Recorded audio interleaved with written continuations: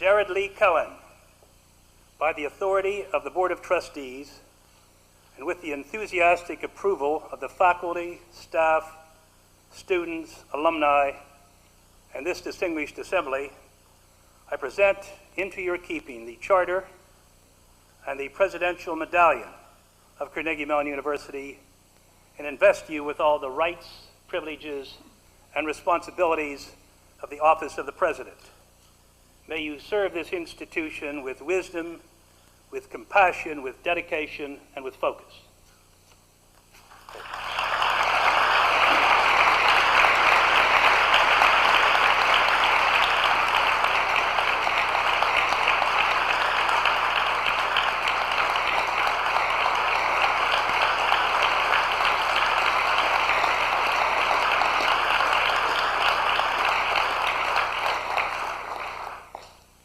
And now I present to you the Great Seal of the University as a symbol of the office which you now hold.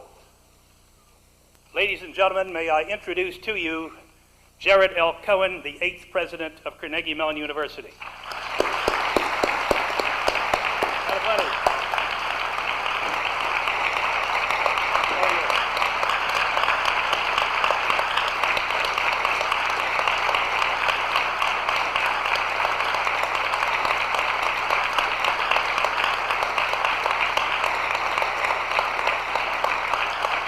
Thank you. Thank you. Mr. Queenan, members of the Board of Trustees, members of the Academy, I hereby accept this charter and medallion as symbols of the office of the President of Carnegie Mellon University, and do so with a full understanding of the magnitude of my responsibility. I am deeply grateful for your trust, and I will work tirelessly with the Board of Trustees, faculty, staff, students, and alumni for the greatest good of our institution. Thank you very much.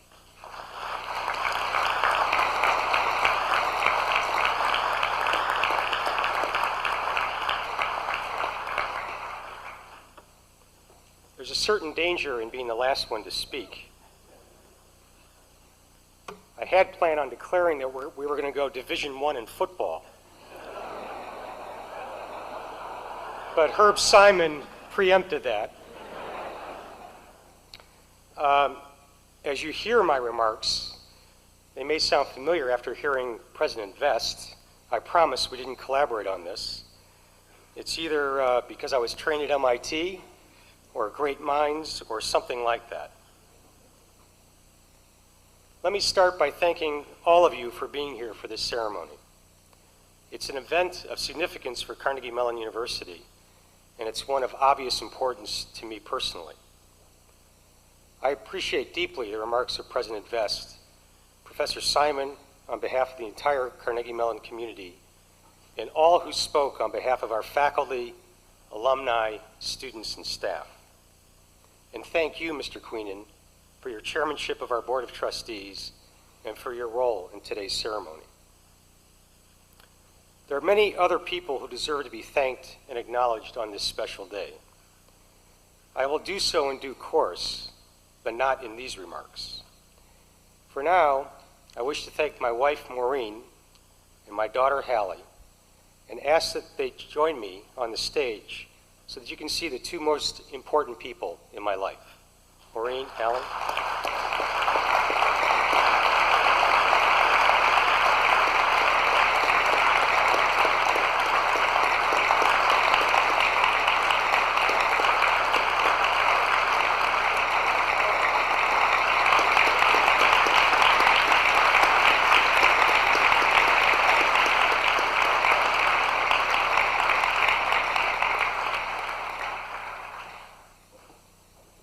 As you can see, this president at least has learned the technique of the photo opportunity.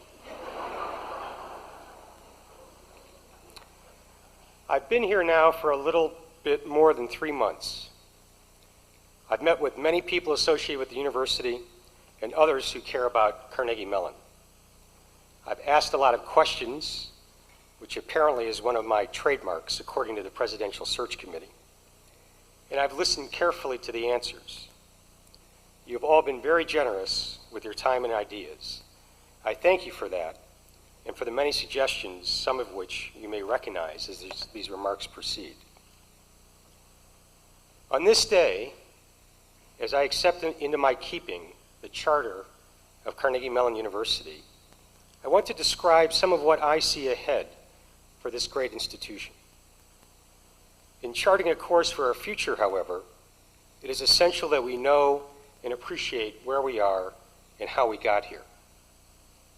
I'm especially grateful that two of Carnegie Mellon's living presidents are here on stage at this moment. As you know, unfortunately, Dick Sire could not join us.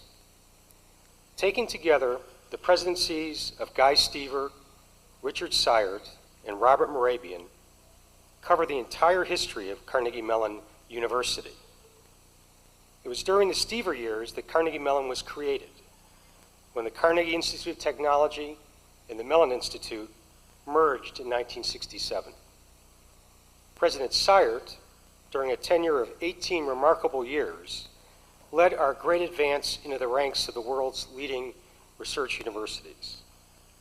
President Morabian brought renewed emphasis on teaching and student life, added new facilities, and renovated old ones, and put in place an excellent administration.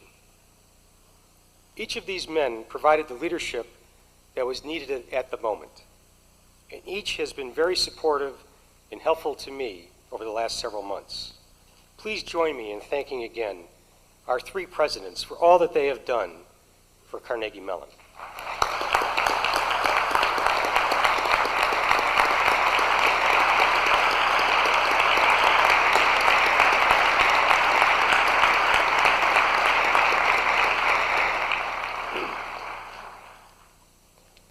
So, here we are, a university acknowledged to be among the world's top research universities. Within that relatively small and elite group, Carnegie Mellon is distinctive in many ways, with special characteristics that have contributed to our past progress and that will shape our future. Let me note those attributes which I consider especially important. If Yogi Berra didn't say it, he should have said this: we are small for our size.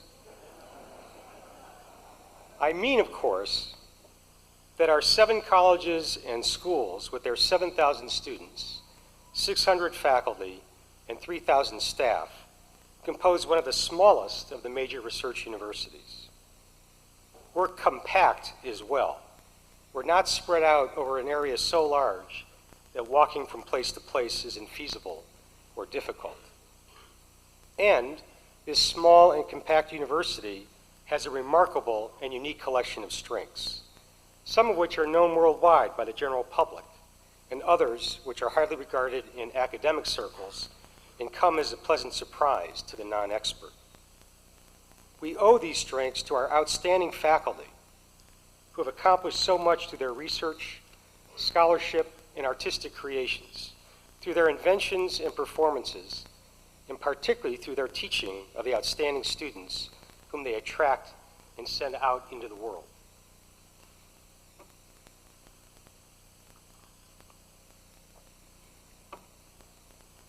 Carnegie Mellon is a practical place as well. This is a characteristic that has served us very well. Since the 1930s, when Robert Doherty, our third president, devised the Carnegie Plan, to which Herb Simon referred, we have focused on problem solving, paying attention to the world off campus to an extent that few other institutions do. This concern about the world outside and wanting to make an impact extends across the university and influences all that we do and the kind of students we attract. This is not to say that we're not interested in theory or that we don't contribute to theoretical developments. We are and we do. It's just that we don't stop there. I like the way one of our colleagues put it. I hope he's here today. At Carnegie Mellon, we're interested in theory, practice, and making. Making devices and processes, making art, making hardware and software, new management tools for business and government, and making literary works. Making. We are collaborative. We have worked, especially in research, across disciplines with an ease and with an impact that are justifiably admired, creating whole new fields in some instances. This is a restless place, constantly striving to be better, to advance knowledge and change the way the world does things. Although we have accomplished much and have had substantial impact, we're rarely satisfied, never complacent, and so far as I can tell, not in the least bit pretentious. We are, to quote another colleague, scrappy. This is my sense of Carnegie Mellon. This is what I've learned in the last 3 months. We are a collaborative, innovative, practical, and relatively small institution that has moved very quickly into the ranks of the world's leading research universities. Now what? Where do we go from here? As many of you know, we are in the midst of a strategic planning effort that is intended to provide specific answers to those very questions. Without wishing to preempt that process or to predict its outcome, there are nevertheless 3 broad themes that have emerged from my many conversations, taken in the context of current external forces and likely future pressures on research universities. Here are the 3 themes. First, Carnegie Mellon will continue to develop as a true research university. A statement that is obvious in one sense, but in fact has quite profound implications. Please keep in mind, as you've heard already, that the research university we call Carnegie Mellon is only a generation old, and less than 100 years old in any of its forms. The universities with which we compare ourselves are much older, some having existed for over 300 years, and as research universities, well over 100 years. Carnegie Mellon's rise has been breathtakingly fast when put into that context. We are still new at this. We're still learning what it means to be a university.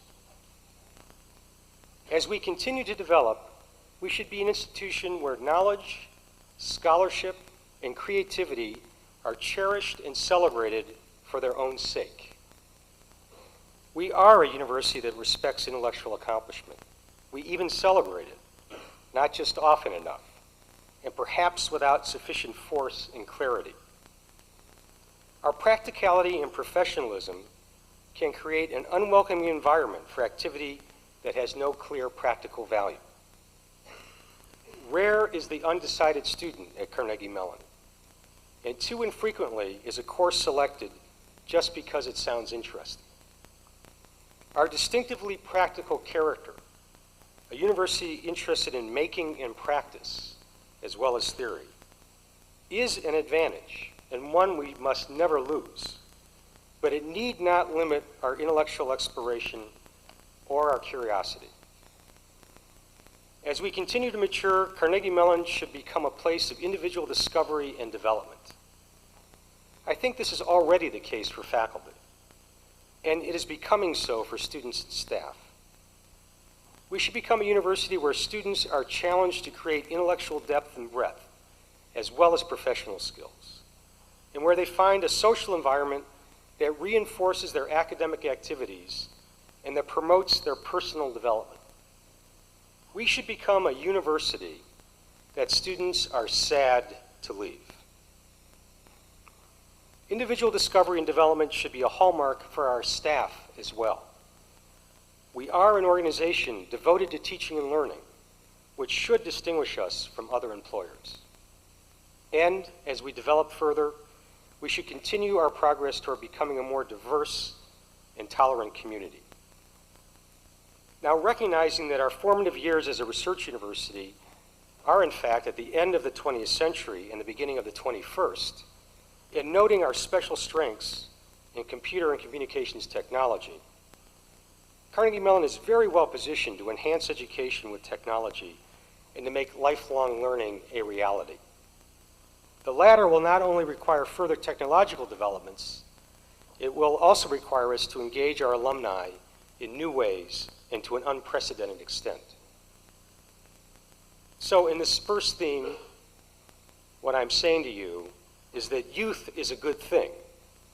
We are an exuberant and innovative institution. Let's take advantage of that youth and shape a research university for the 21st century, compatible with our personality, technologically innovative, and nurturing of all that we choose to do, even if it doesn't make a buck. The second theme that has emerged from my conversations over the last 3 months is our success in collaboration across disciplines. This is truly one of our great distinctions and a comparative advantage that will grow in importance. As I've learned about the last 30 years at Carnegie Mellon, it is our interdisciplinary research that stands out as the most important ingredient of the dramatic rise of this university.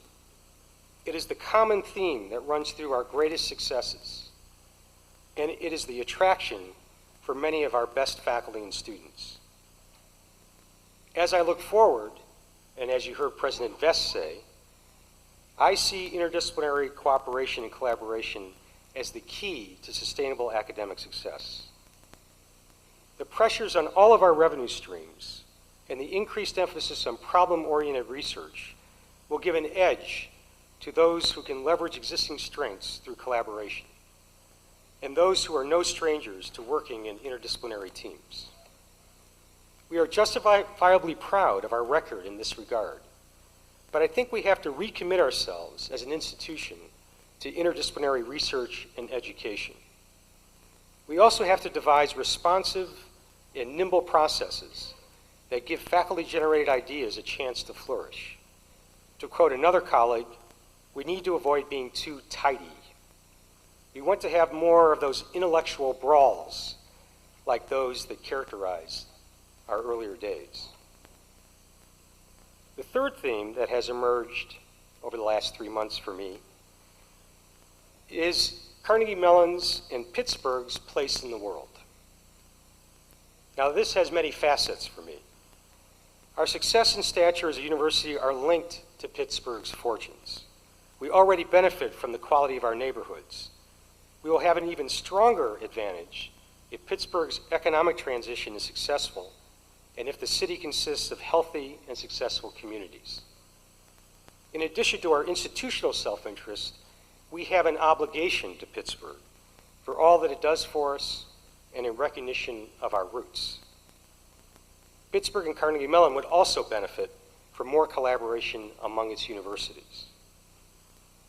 Another aspect of this third theme is that we, at Carnegie Mellon, need to think in global terms when we consider our future programs.